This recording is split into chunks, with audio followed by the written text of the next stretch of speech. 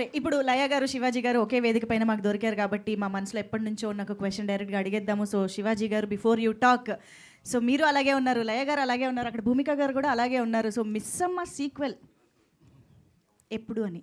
మీరేం తక్కువ ఉన్నారు, మీరు అలాగే ఉన్నారు. కానీ నేను మిస్సమ్మలో లేను కదా సార్, ఏం చేస్తాం, ఈవెంట్ చేస్తా. ఇప్పుడు కూడా ఉన్నారు మీరు.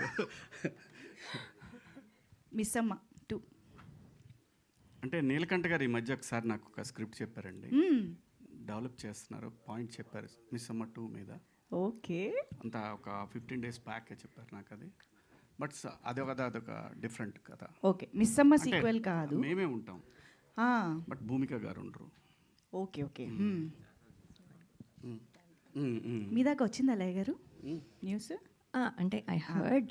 ఓకే, బట్ అదే ఈ మధ్య just 1 week back 10 days back చెప్పారు. అయితే త్వరలోనే పట్టాలెక్కాలని మనస్ఫూర్తిగా కోరుకుంటూ thank you so much. And ఇప్పుడు శివాజీ గారిని మాట్లాడవలసిందిగా రిక్వెస్ట్ చేస్తూ ఉన్నాము.